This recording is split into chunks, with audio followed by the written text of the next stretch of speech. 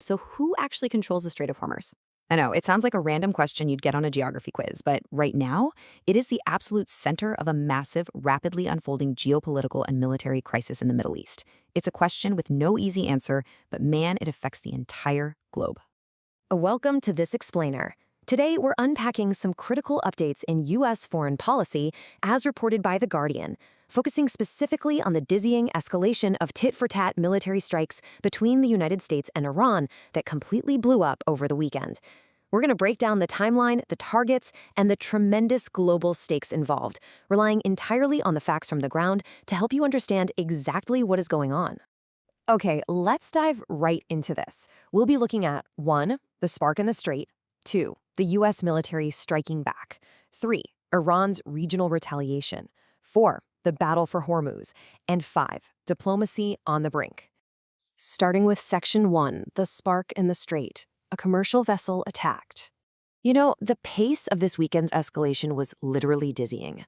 Early Sunday morning, a commercial container ship in the Strait of Hormuz was attacked and just went up in flames. The crew actually had to abandon it. That was the spark. Almost immediately, by Sunday night, the U.S. responded with overwhelming force, hitting approximately 140 targets in a first wave, and then followed that up with another wave at 2100 GMT.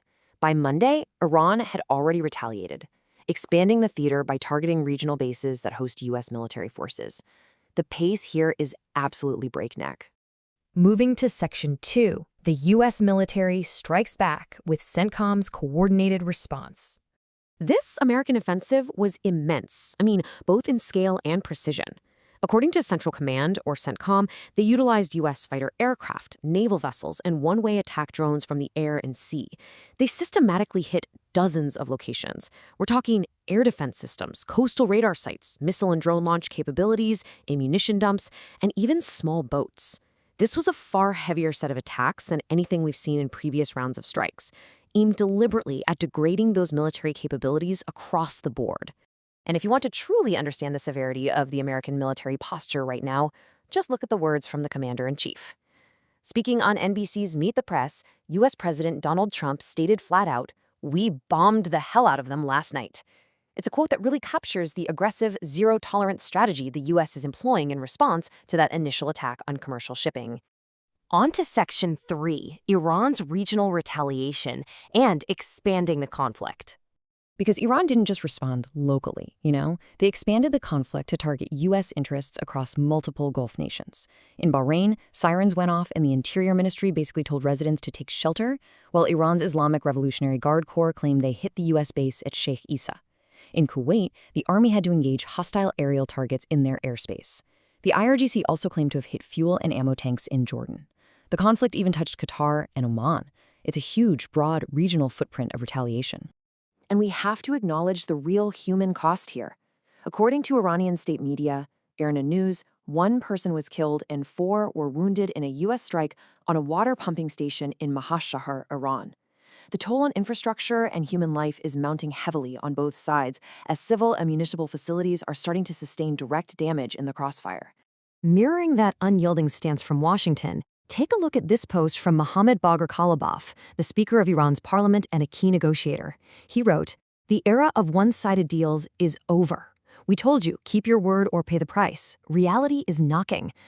Both parties are furious, deeply entrenched, and showing absolutely no sign of backing down. Which brings us to Section 4, the battle for Hormuz, the ultimate global choke point.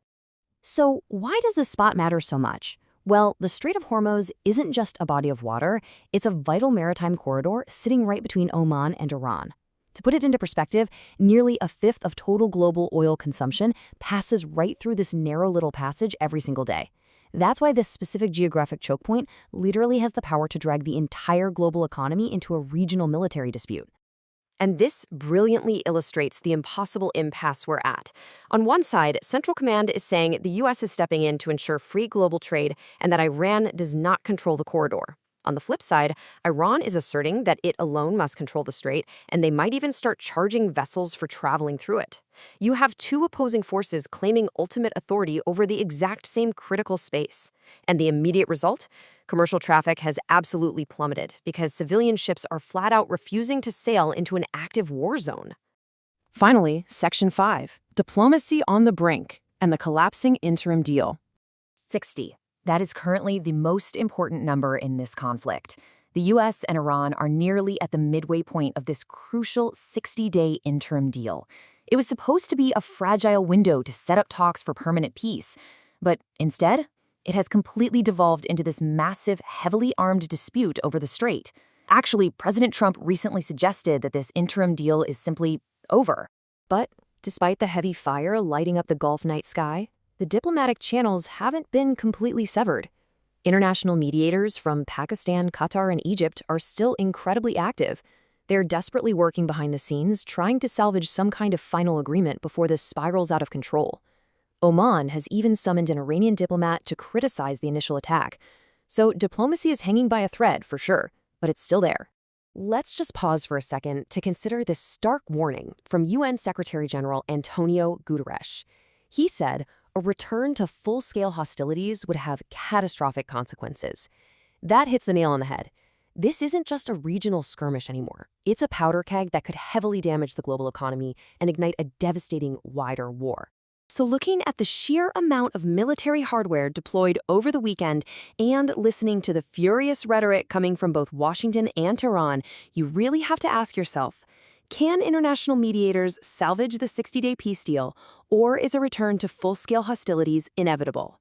This is a rapidly developing crisis, and the entire global economy is watching. Keep a close eye on the Strait of Hormuz, guys, because what happens there in the coming days is going to echo around the world. Thanks for joining this explainer, and stay curious.